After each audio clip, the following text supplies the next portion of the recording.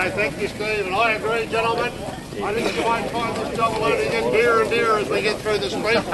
Plenty of upside to the job every which way you want to look at it. There are 415 of them, Bundy bred and blood. I got the opportunity of putting almost 3,000 together. Deniliquin in the Riverina conducted the first of their spring sales on Friday. Rob Bolton joins me, the livestock manager for Rural Co. Rob, you had the honour today to sell the sheep for your company. How did you see the market? It was a funny one to read. Yeah, Murray, you're quite right. It wasn't a big crowd. I think it was pretty hard work from an auctioneer's point of view. We had to stick to our task pretty much all day, but in the end, I think, in hindsight and having looked through the book, I think we probably got away with it not too badly. It could have been worse. Interesting of note, it was a very, very small crowd from away.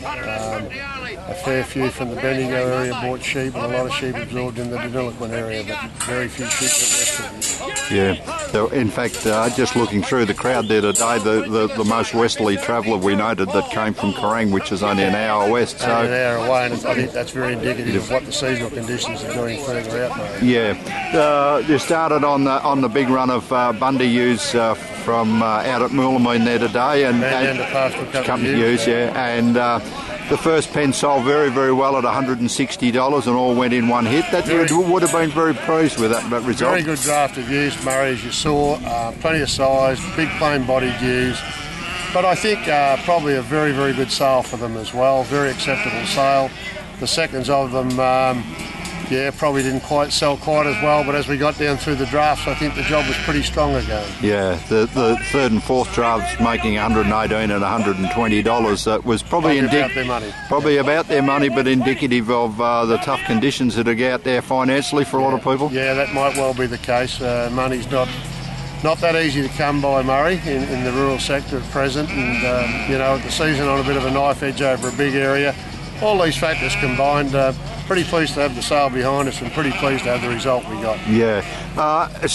Like most other sales, the older ewes have sold pretty well for what they were, well over the mutton job, and no mutton people involved in it, no process. There's a good floor with your mutton people, but they weren't required today for the old ewes, Murray. There was competition there for them. Yeah, and then when you turned into the wether lambs, it flipped back over where the processors have been struggling in these breeders' sales to buy the wether lambs.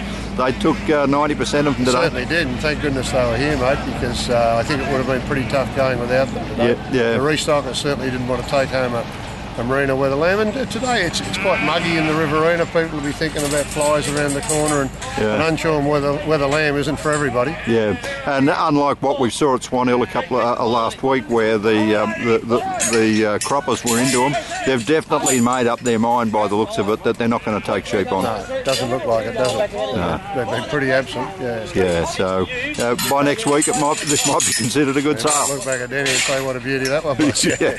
Thanks, Rob.